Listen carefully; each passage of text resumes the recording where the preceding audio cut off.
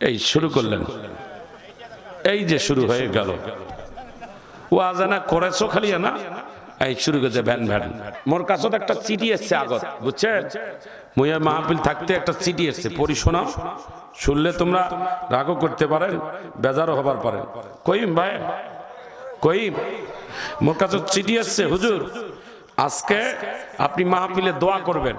কার জন্য?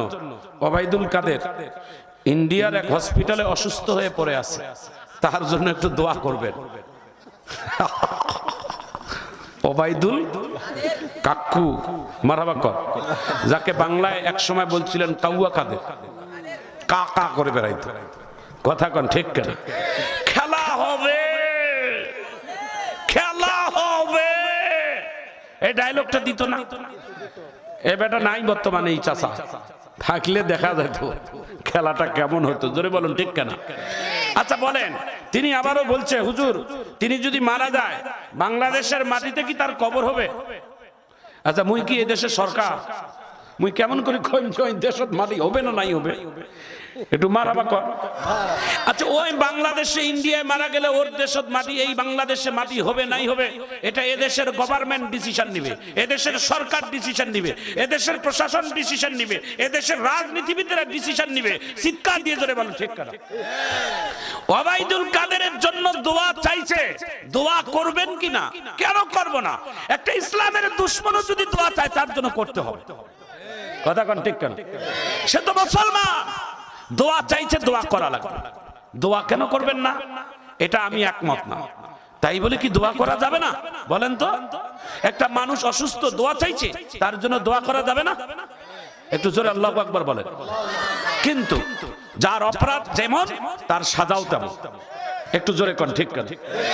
আমাদের বাংলাদেশের তিনবারের সাবেক প্রধানমন্ত্রী বেগম খালেদা জিয়া, তিনি যখন মারা গেলেন তার লাশটাকে বহন করার জন্য এদেশের বড় বড় ইসলামিক স্কলার, নাম তার মিজানুর রহমান আজহারি, নাম তার শেখ আহমদুল্লাহ, নাম তার মামুনুল হক, বেগম জিয়ার লাশ খাটলি তার কাঁধের মধ্যে উঠাই নিয়েছেন। একটু চিৎকার দিয়ে জোরে বলুন ঠিক কিনা? আর তোমরা ক্ষমতায় যখন ছিলাম, এত বড় বড় আলেমদের মিজানুর রহমান আজহারি বাংলাদেশের জনপ্রিয় কেন এত? তার মাহফিলে কেন এত লক্ষ লক্ষ মানুষ যায়? এই জন্য দেশ থেকে তাড়িয়ে দিলা। চোরের মন পুলিশ পুলিশ। কথা কন ঠিক কেনা? তোমাদের জনসভায় গাড়ি দাও, টাকা দাও, খাবার দাও, লোক হয় না। আর আমাদের মিজানুর ভাই আজহারির মাহফিলে বিনা টাকায় দূর দূরান্ত থেকে লক্ষ লক্ষ মানুষ জমায়েত হয়, এই টেনশনে ঘুম নাই। তার মানে চোরের মন পুলিশ পুলিশ। কোরআনের আয়াত বলবো, জোরে হাত তুলে আল্লাহু আকবার বলবেন। ওয়া মাকারু ওয়া মাকারাল্লাহ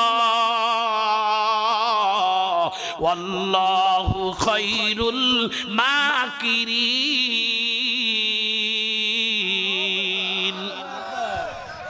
একটু মারহাবা কর, আরো জোরে কর। ভাইজান আমার, বন্ধুগণ আমার, আপনারা একটু মনোযোগ দিয়ে শোনেন বাজান।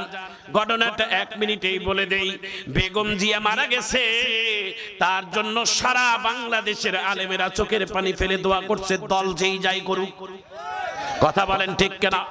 জামাত ইসলামের আমির, খেলাফত মজলিসের আমির, ইসলামী আন্দোলনের আমির, বাংলাদেশের যত ইসলামী দল আছে, বাংলাদেশের যত সাধারণ দল আছে, সবাই বেগম জিয়ার জন্য হাত তুলে আল্লাহর কাছে দোয়া করছে। এবং বাংলার জমিনে এত বড় বিশাল জানাজা নামাজ, বাংলার জমিনে এত বড় জানাজা নামাজ একজনের হয়েছে, তিনি বাংলাদেশের সাবেক প্রধানমন্ত্রী বেগম জিয়া।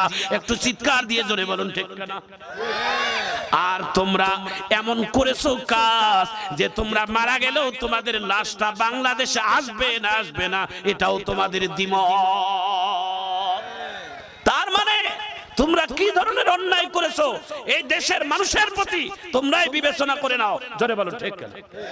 আমরা তো আইন না, আমরা তো আদালত না, আমরা তো বক্তা, আমরা তো আলেম। আমরা এটার সমাধান দিতে পারবো না, সমাধান এদেশের মানুষ দিবে, এদেশের জনগণ দিবে। একটু জোরে বলুন ঠিক কিনা? কি বাজান সমস্যা? ওবায়দুল কাদেরের লোক টোক কেউ আছে না? বলবে না? আছে মারহাবা কর, একটু জোরে কর। এ ভাই যা, ওবাইদুল কাদের দোয়া চাইছে, দোয়া করবেন না?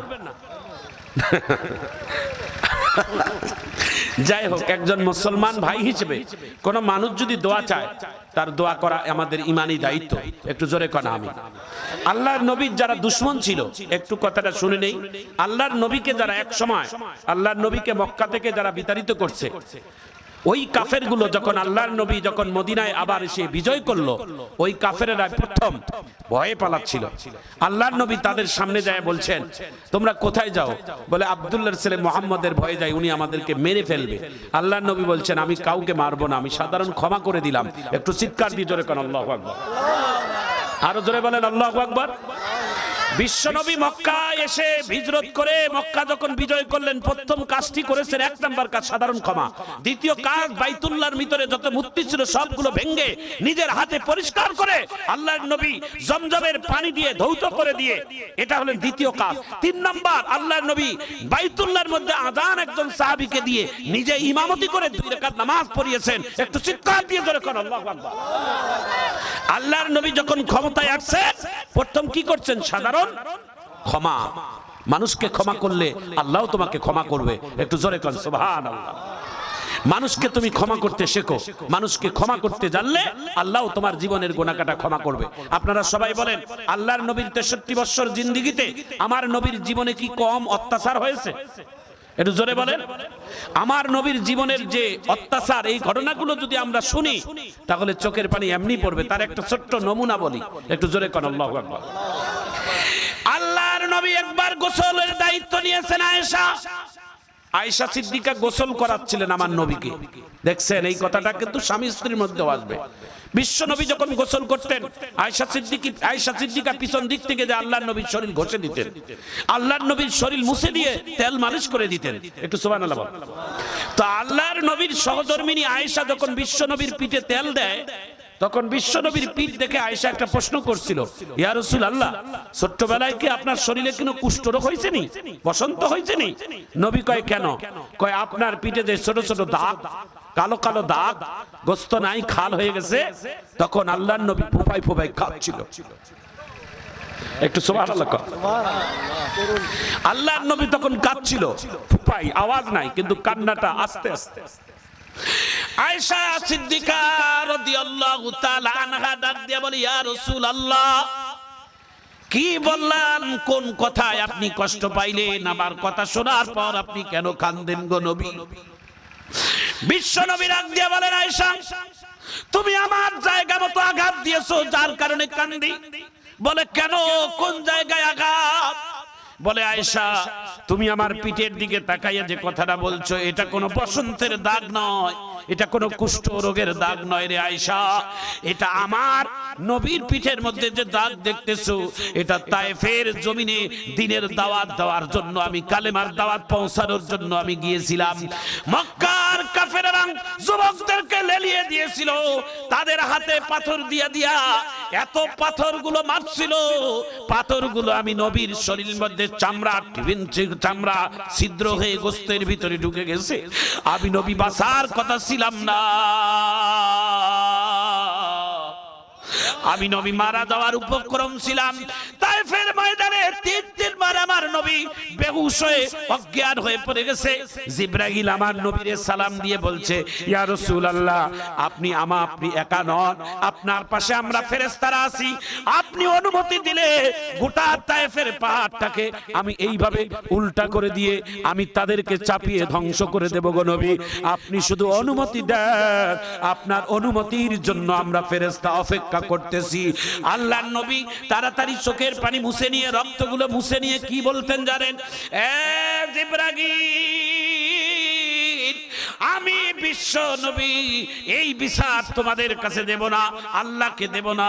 আমি যদি এই বিচার দিয়ে দেই আর তোমরা যদি প্রতিশোধ নাও, আর তোমাদের প্রতিশোধের কারণে এই তায়েফের সব মানুষ মারা যাবে, এরা যদি সবাই মারা যায়, আমি রহমাতুল লিল আলামিন কার কাছে কালেমার দাওয়াত নিয়ে যাব? আল্লাহু আকবার। এরে যুবক ভাইরা, পদ্মার আড়ালের মা ও বোনেরা, আমার শ্রীবন্দর থানার ভাইয়েরা, আমাদের প্রতিশোধের আগুন অন্তরের মধ্যে দাউ দাউ করে জ্বলে। ও আমাকে থাপ্পড় মারছে, আমি কখন ওকে থাপ্পড় মারবো? ঠিক কিনা বলে? ও আমারে মারছে, আমি ওকে কখন প্রতিশোধ নেব?